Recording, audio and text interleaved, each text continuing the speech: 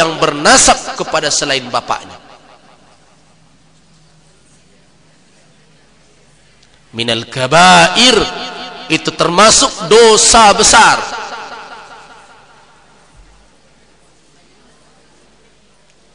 Nah, kalau kita tanya, kenapa dia lakukan itu? Tak lebih karena kecemasan, ketakutan. Kalau nanti anak ini saya besarkan dengan titik peluh saya, dengan cucuran keringat dan air mata siang dan malam, dia menjadi dewasa dan berhasil, kalau dia tahu siapa orang tua kandungnya, dia akan lupa kepada saya. Pencemas.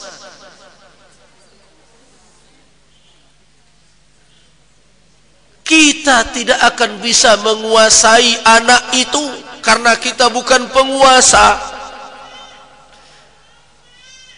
Jangankan anak orang lain, anak kita pun belum tentu bisa. Banyak orang yang punya anak bisa menguasai anak. Apakah seluruh anak-anak dari ibu-ibu dan bapak-bapak seperti yang ibu-ibu dan bapak harap? Nah, kalau kita tidak berdaya, kenapa terlalu cemas? Kenapa tidak kembali kepada Allah? Saya besarkan anak ini, saya bantu keluarganya adalah lillah. Nut'imukum liwajhillah. Kami memberikan kamu bantuan adalah karena Allah. La nuridu minkum jazaa'an wala syukura. Kami tidak inginkan, tidak yang kami harapkan balasan terima kasih darimu, dari Allah. Kalau ada orang yang seperti itu, kalau toh tidak mendapatkan imbalan dari orang yang dia bantunya di dunia, dia tidak akan doa. Kenapa? Karena memang bukan itu tujuan utamanya. Nut'imukum liwajhillah. Allah tidak akan menyia-nyiakan amal orang itu. Nah, kenapa terlalu takut? Takut kita anak ini tahu orang tua aslinya, kemudian kita akan ditinggalkannya. Kenapa kecemasan kita itu membuat kita melakukan suatu yang dilarang dan dianggap dosa besar? Sadarlah bagi siapa yang terlanjur, kembalilah kepada jalan yang benar. Beritahulah anak itu siapa orang tuanya. Nasabkanlah ia kepada ayah kandungnya, karena itu adalah haknya sebagai anak. Jangan terlalu cemas, kita tidak akan mendapat balas budi dari anak itu. Kalau toh kita tidak mendapatkan, Allah tidak akan menyia-nyiakan. Man ya'mal mithqala dzarratin. Apa lagi yang kita cemaskan? Yang terlanjur, segeralah kembali. Perbaiki itu, jangan biarkan berlarut-larut di dalam kedurhakaan. Nah, kenapa itu dilakukan? Tak lebih penyakit tadi itu, pencameh. Apa yang kita tahu di masa yang akan datang? Tak ada yang pasti dalam ilmu kita.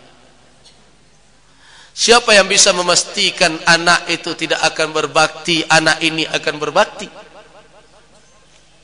Barangkali bisa sebaliknya. Ketika kita sembunyikan nasabnya, dia tahu, dia merasa hibah hatinya. Dia baru kenal dengan orang tuanya tak kala dia akan menikah. Padahal orang tuanya itu bertemu setiap hari dengannya, berpapasan. Dia panggil hanya sama dengan orang lain. Apakah tidak akan hibah hati? Jadi karena itu jangan terlalu cemas. Ketahuilah, Al-Malik huwallah, penguasa itu adalah Allah. Kemudian kalau kita baca Al-Malik, kita bandingkan dengan Al-Malik yang ada di dunia ini, dari golongan manusia atau siapapun dari makhluk Allah, bedanya adalah kalau Allah sebagai Malik, dia menguasai dari mulai yang am kepada yang khas, dari yang umum kepada khusus, dari yang besar sampai sekecil apapun, dari yang zahir sampai yang batin. Tapi raja dari golongan manusia hanya penguasa zahir. Ia mungkin dengan kekuatannya, kekuatan tentaranya bisa menundukkan orang secara fisik, tetapi dia tidak bisa menundukkan orang secara batin. Betapa banyak orang yang tunduk kepada seorang pejabat tapi hatinya mendongkol. Sampaikah kekuasaan manusia ke dalam sanubari orang lain? Tidak. Jangankan orang lain, anak ibu-ibu saja, kalau dikatakan perbuatannya yang tidak sesuai menurut kita, mungkin dia tunduk secara fisik. Dia tidak berani melanggar. Tetapi ingat, kita tidak bisa menguasai sampai ke dalam lubuk hatinya.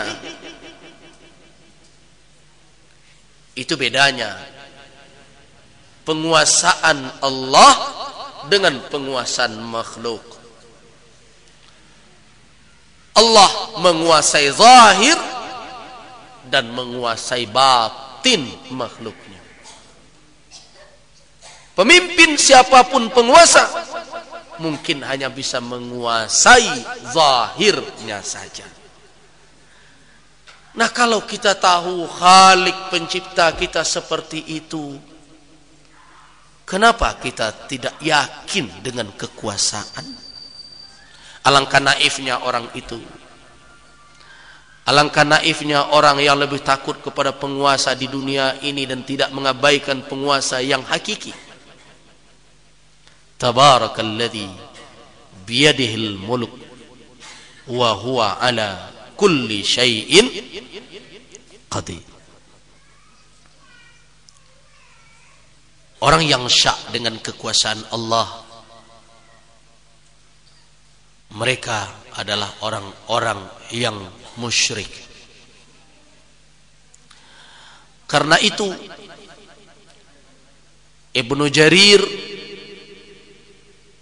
di dalam tafsirnya meriwayatkan dari Dhahhak dari Ibnu Abbas bahwa unzilat tabarakal mulk fi ahli Makkah, sesungguhnya ayat tabarakalladzi ini diturunkan untuk penduduk Makkah yang menyaksikan kekuasaan abadi dan hakiki dari Allah. Orang yang ragu dengan kekuasaan Allah akhirnya terjatuh kepada jurang kesyirikan. Bapak dan ibu-ibu ragu Allah bisa menjaga anak kecil kita? Kalau ragu, makanya tuh ada jime segadang tangan. Itu akibat dari keraguan.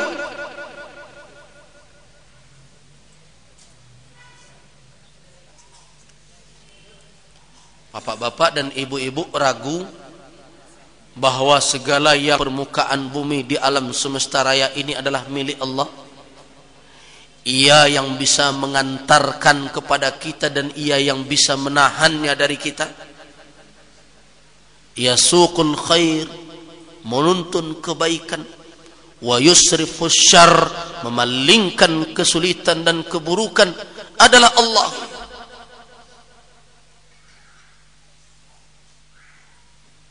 Karena ragu dengan itu, ragu bahwa Allah mampu mendatangkan rezeki dan menahan rezeki, makanya perlu mencari azimat kadai.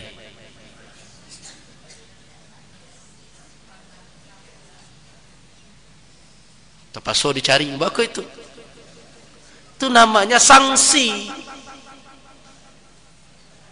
Sanksi dengan kekuasaan Allah.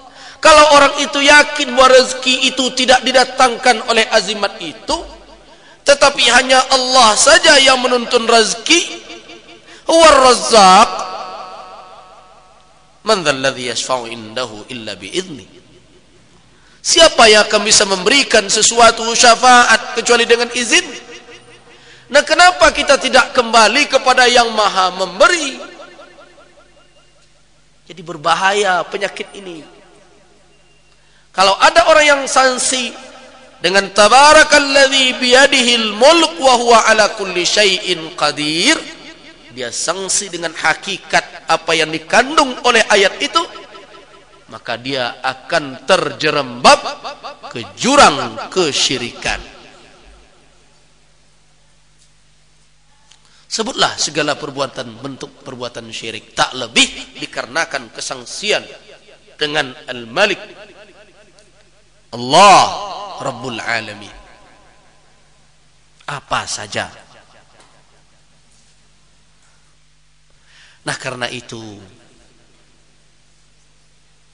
kembalilah kepada ajaran tauhid ini.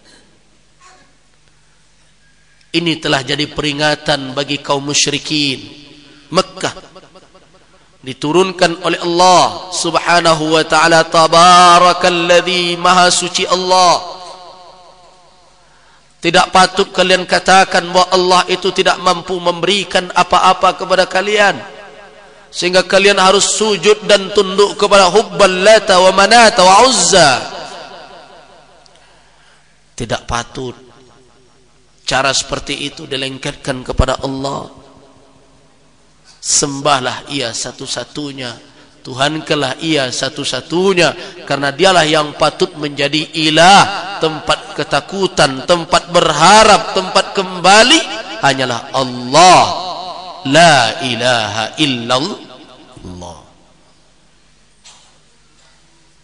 Bersihkanlah akidah. Jaga dari kesangsian-kesangsian yang seperti itu. Ingat yang kita sampaikan, Huwal Malik, Ia raja, Ia penguasa, Ia menguasai kekuasaan, Ia maha mampu untuk mengatur dan menguasai melakukan apa saja atas kekuasaannya.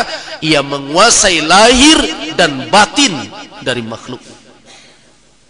Apalagi setelah itu yang akan mendatangkan sanksi, yang akan membuat kita ragu.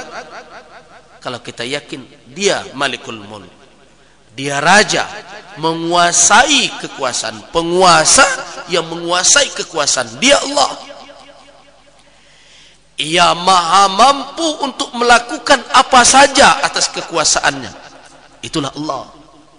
Dan Ia menguasai lahir dan batin dari makhluk ciptaannya yang Dia kuasainya itu.